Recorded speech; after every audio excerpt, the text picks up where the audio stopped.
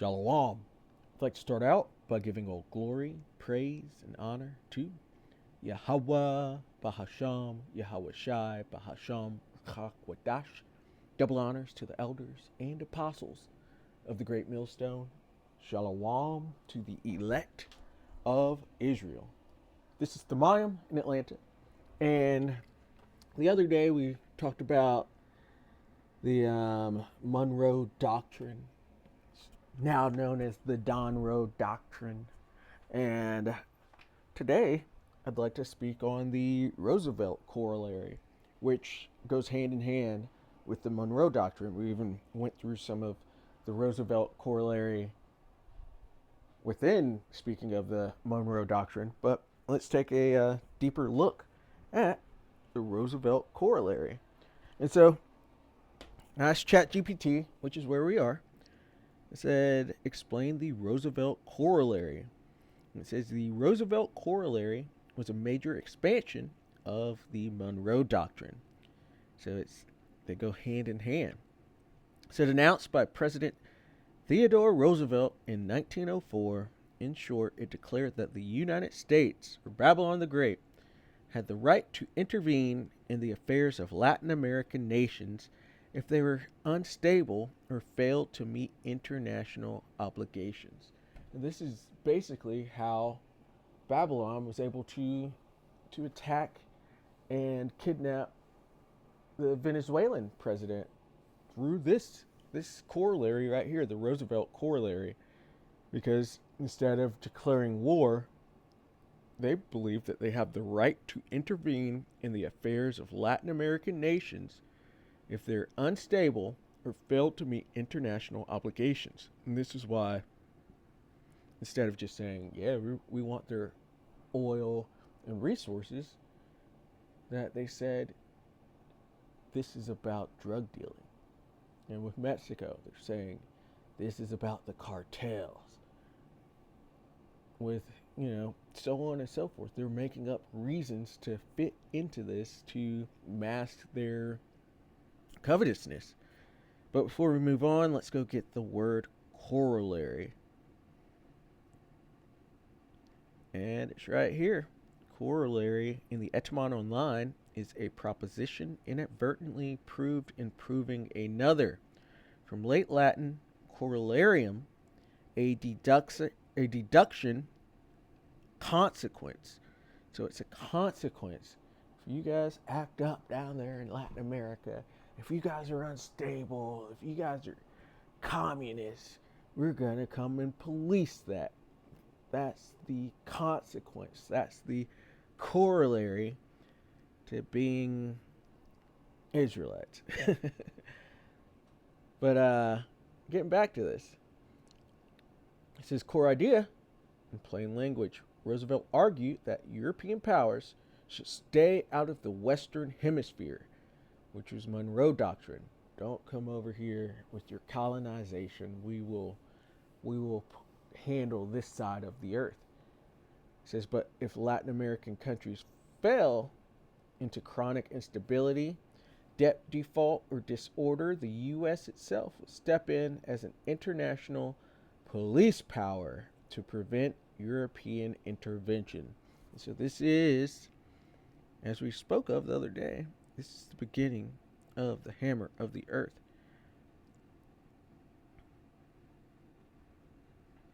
Jeremiah 50 and 23. How is the hammer of the whole earth cut asunder and broken? How has Babylon become a desolation among the nations?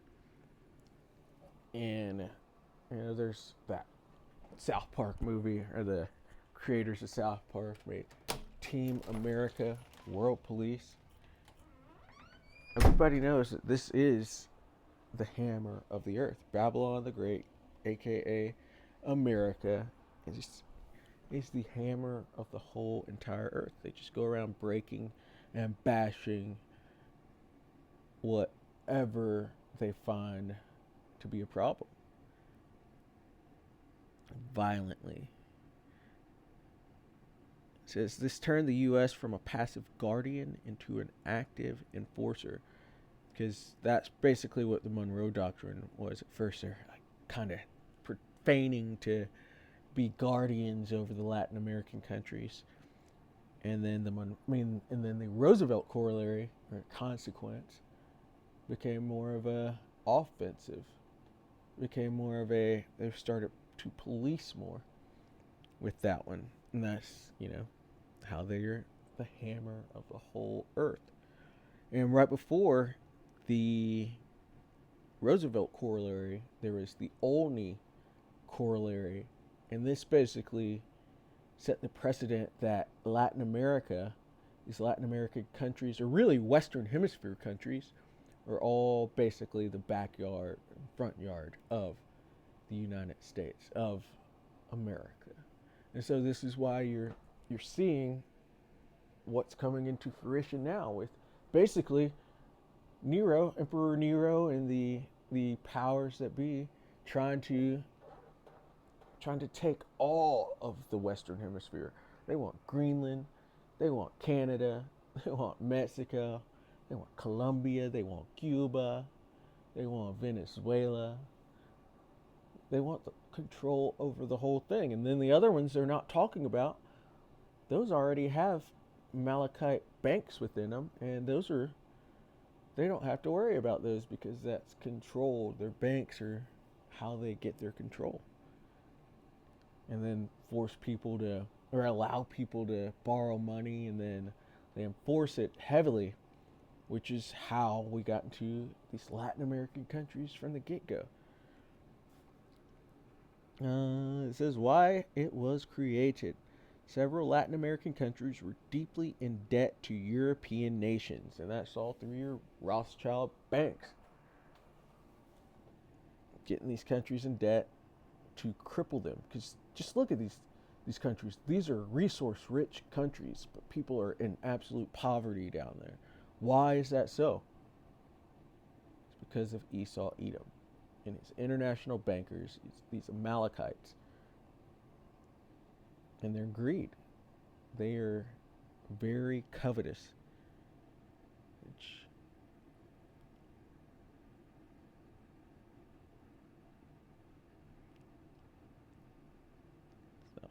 I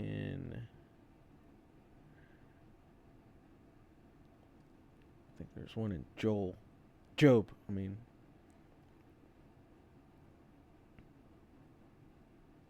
Alright. So let's get this. Habakkuk 2:9. Woe to him that coveteth an evil covetousness to his house.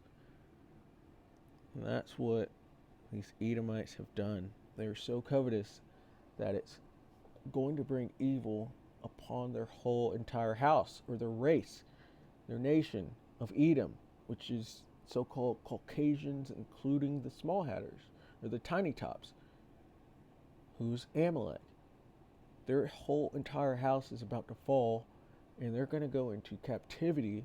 And then after that captivity, long 1,000 years, hardcore captivity, then they will be taken, removed from the earth completely. Their whole seed line, their whole house. They've brought an evil upon themselves. It says, woe to him that coveteth an evil covetousness to his house, that he may set his nest on high.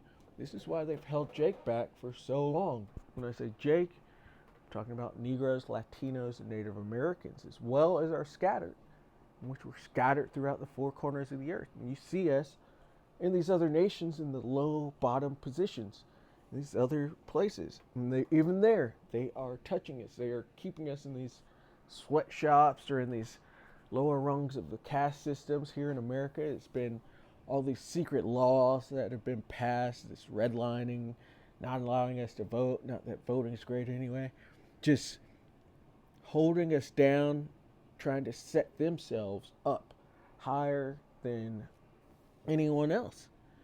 It says that he may be delivered from the power of evil. And they will not be delivered. There's nothing that they can do to get out of this judgment that is coming upon them. These are covetous people.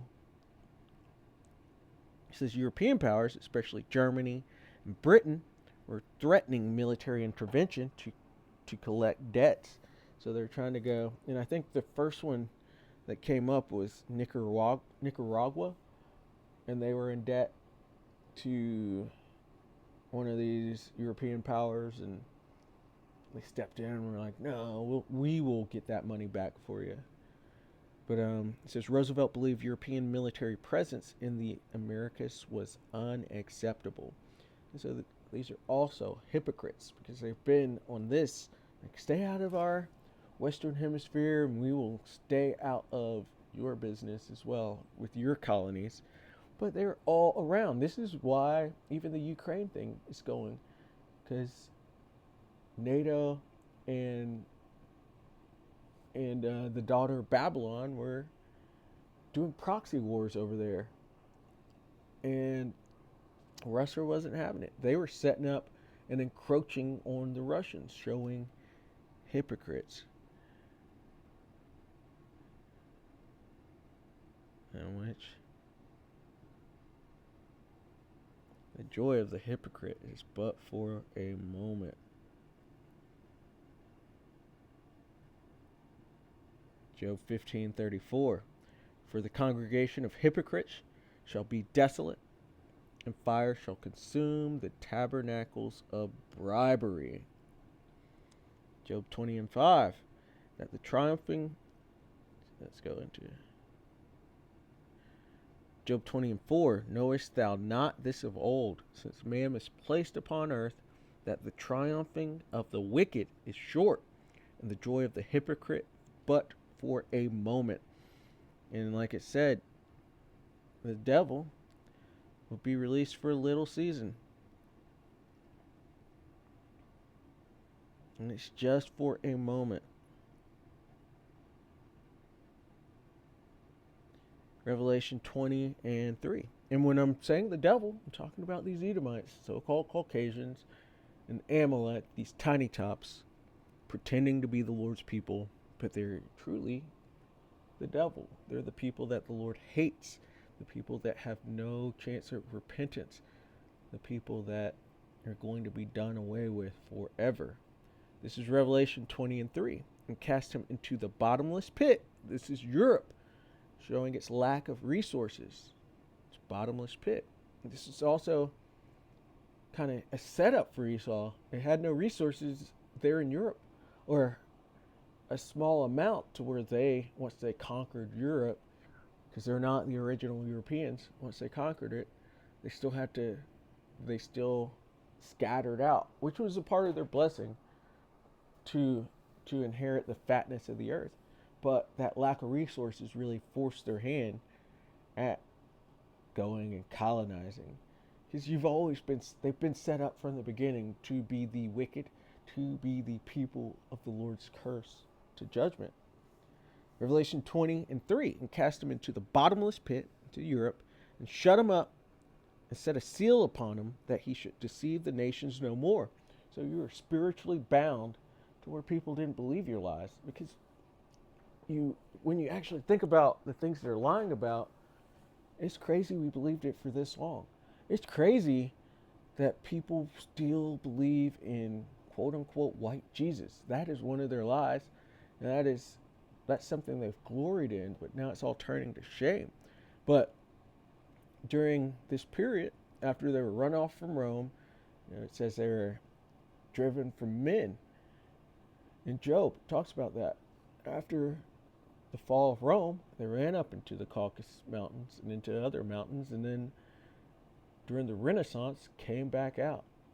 But during this time, the Dark Ages, as they want to call it, they had a spiritual seal on them, to where they couldn't deceive anybody like they had been doing. They couldn't do their wickedness out in the open, or to where it would actually work. It says that he should deceive the nations no more, till the 1,000 years should be fulfilled. So it's a 1,000-year period before they got to come out and be wicked all over again, be deceptive all over again. And they did. That's when what the Renaissance was, a rebirth. Esau was reborn, or rose back up into power, and one of the first things they did was paint Jesus white, change his name, change Yahushua's name to Jesus and then to Jesus, and push that image all around the world through their colonization, which picture says 1,000 words, just made everybody think that these were actually special people and that they were actually of the Lord when they're nothing but the devil. It says, till the 1,000 years should be fulfilled, and after that he must be loosed a little season. That's the Renaissance. And we are in that little season. We're at the end of that little season because the wicked is being revealed. That man of sin himself. It says, Roosevelt believed European military presence in the Americas was unacceptable. His solution, U.S. intervention first, Europe excluded entirely. A key quote, paraphrased, and this is what old Teddy Roosevelt said. He said, Roosevelt argued that chronic wrongdoing or impotence in the Western Hemisphere could require intervention by a civilized nation, and that the U.S. had to fill that role. So that is complete policing. That's being the hammer of the earth. That is trying to make everyone walk after their ways, kind of like in the time of the Maccabees, where they forced everybody to leave off from their culture and their ways to basically be Greeks. This is another time where they westernized them instead of being Hellenized. You got to follow Esau's order, which is no order at all. These are the people of Satan, which Satan means adversary, and his people are adverse to the Lord's ways. That's why even though they carry the Bible, they'll tell you that the laws are done away with, and it repulses them to even think about having the laws put into place. That's why you can tell with somebody that might look like a heathen, but they want the Lord's law, those are most likely actually Israelites. But these people are the devil and have been in a controlling position for a very long time, and they see themselves as gods, but they're no God whatsoever. It says how it worked in practice. The U.S. intervened in the Dominican Republic, which took control of customs revenue to pay foreign debts. So they went to her brother Simeon. It says Cuba, repeated military occupations. This is Manasseh. They went down there. And then Central America. This is frequent political and military involvement. Because the first thing with the Roosevelt Corollary was actually going in and taking, or really, they didn't take Panama, they created Panama. They went in to Colombia, because Panama used to be a part of Colombia. They agitated, or they got in the ears of some Colombians, so, doing their destabilization, and urged them to rebel against Colombia, and that's how Panama got created. And within Panama, they were able to get that land to create the Panama Canal, to make their navy one of the biggest navies, or the second largest navy on the earth at that time. This all went into Teddy Roosevelt's speak softly but carry a big stick, his big stick policy. And that big stick was the U.S. Navy. Since these interventions often protected U.S. economic interests, propped up friendly governments, undermined local sovereignty, because Esau's in charge. The earth is given into the hands of the wicked. And this is how he took it, or how it came into fruition. Them, actually having the power on this earth. Job 9:24, just because I said it. Job 9:24, the earth is given into the hand of the wicked, He covereth the faces of the judges thereof. And so we've been talking about this. White Jesus, well, that's covering up the faces of the judges thereof. He covered up the Israelites with by setting up these other people in the Lord's land, calling themselves the Lord's people. He paints all the images during this Renaissance as the Father, the Son, the angels, the people, to resemble Edomites and not to resemble actual Israelites.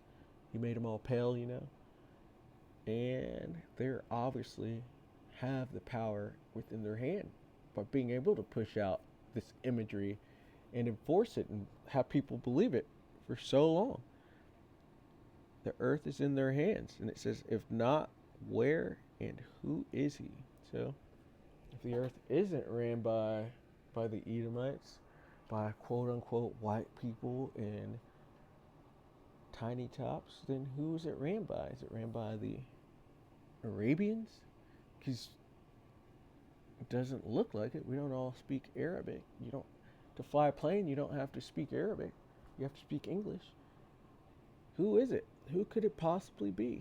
Did the Chinese make white Jesus to set up Edom? No, those are the devils of the Bible, quote unquote, white people and tiny tops. That's the devil. They're both the same people. They try to make that separation as well, but they're the same, with Amalek, the tiny tops, being the head. This is how it differs from the Monroe Doctrine. So Monroe Doctrine says Europe must not colonize or interfere in the Americas, but the Roosevelt Corollary says U.S. will intervene in the Americas if they broke those things he said earlier. Those are the consequences. It says the Monroe Doctrine was defensive and reactive, but the Roosevelt Corollary was proactive and interventionist. So you can see this is the beginning of America starting to put their nose into all these places where it shouldn't be. This is how we have all these bases all around the world, also showing their hypocrisy.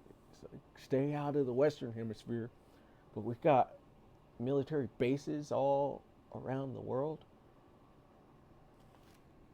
This is being a proud man and not keeping at home, which better just go there too.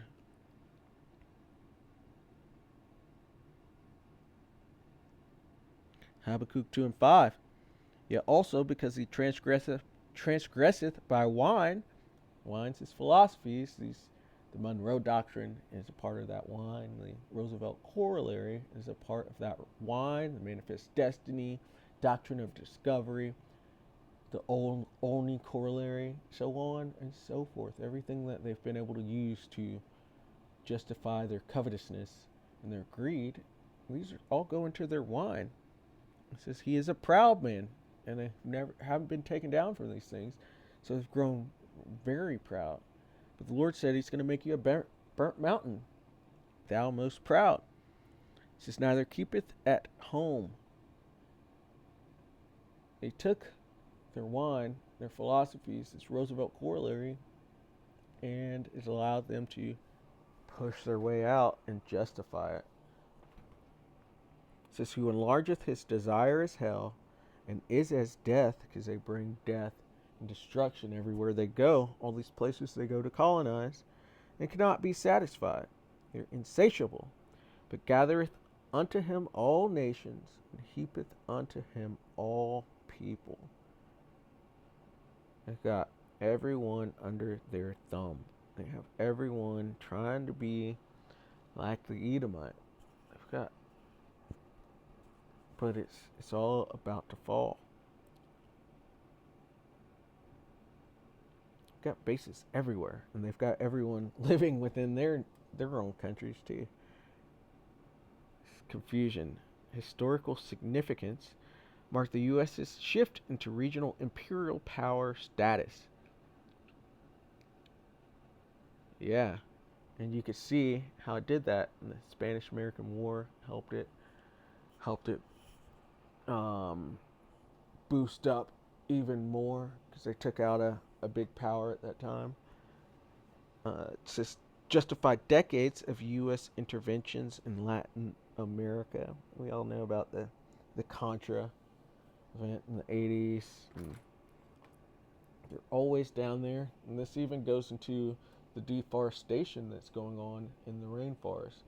They've been able to get a foothold into Latin America via these philosophies, via their wine, their policies. Through his policy, he calls craft to prosper. It says laid groundwork for later policies like dollar diplomacy and Cold War interventions. We know in the Cold War, every country that even had really most of them probably didn't even have any communist ties, but even if they heard anything, that was reason to invade, destabilize, and steal resources from all these places. Big picture interpretation. The Roosevelt Corollary reflects a paternal empire mindset, order over sovereignty. So their order over your own power, your own sovereignty of your own nation. They're going to take that, and you got to play by their rules through their order. It says stability over self-rule. If you're looking like you're going to collapse, which they go in and secretly destabilize places so that it looks like that, so they can justify their invasions. This is like Rome claiming to bring peace to unstable provinces, and this is Rome revised. This is the reincarnation of Rome, and they're doing the exact same thing. Strength, or peace through strength, is what they're saying nowadays. It says the U.S. framed dominance as responsibility rather than conquest, and that was a brilliant move on their part. We're not the bad guys going to conquer you. We're the good guys bringing you democracy and capitalism and freeing you from whoever your leader is, who we've demonized and told you is a terrible person.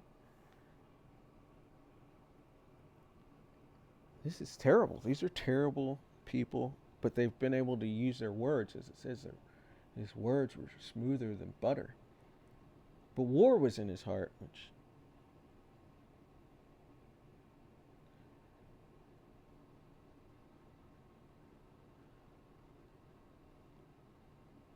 Psalms 55 and 21.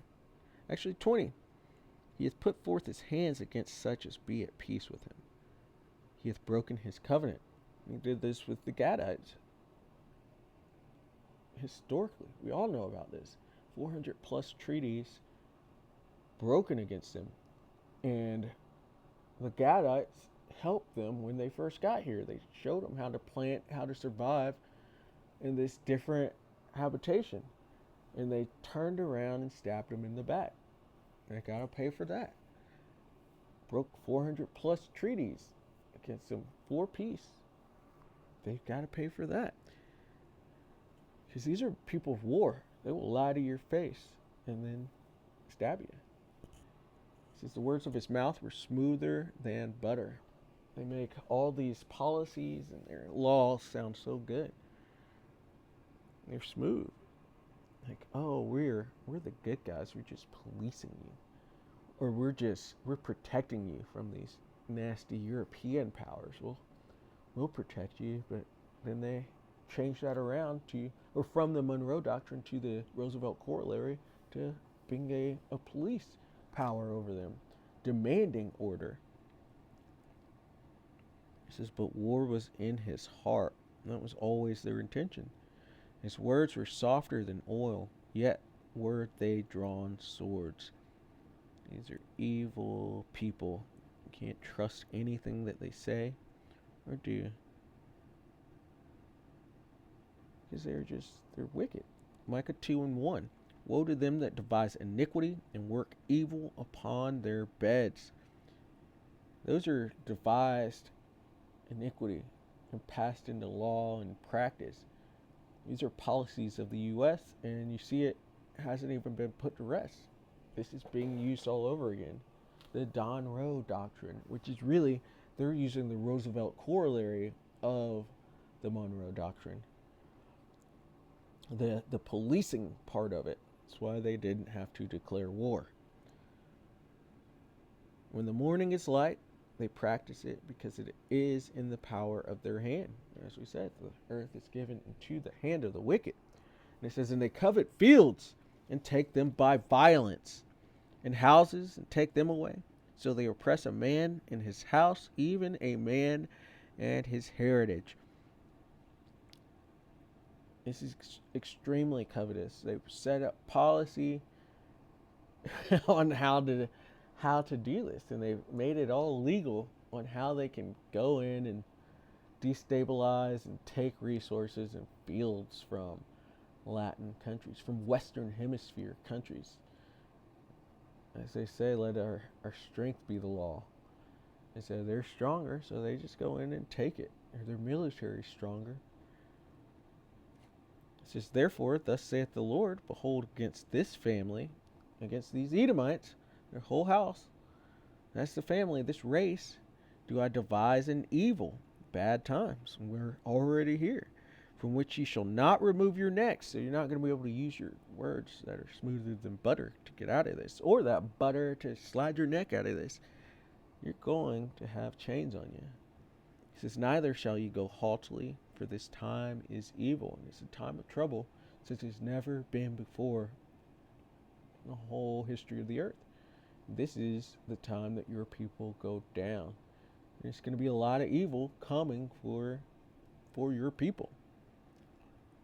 It says, in that day shall one take up a parable against you, and lament with a doleful lamentation, and say, we be utterly spoiled. That is coming.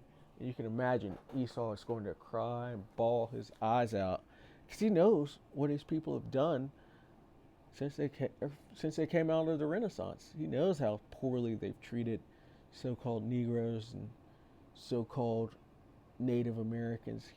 They know what is coming for them, which is recompense, and it just is what it is. You gotta get paid back for the things that you have done. As thou hast done, it shall be done. It says, he hath changed the portion of my people. So you're going to go from the absolute top, your country as well being that golden cup in the Lord's hand. You're going to go from the top to the absolute bottom, with Amalek being at the bottom of the bottom, because all of Edom's going to be the bottom of society, but Amalek, those tiny tops, are going to even be the bottom of Edom. The other Edomites are going to be hating on them and trying to get every shot they can in when we're not looking. It's going to be terrible to be an Amalekite. He has changed your portion. Imagine going from thinking you're the people of the Lord's chosen people, and you're expecting to have the kingdom of heaven.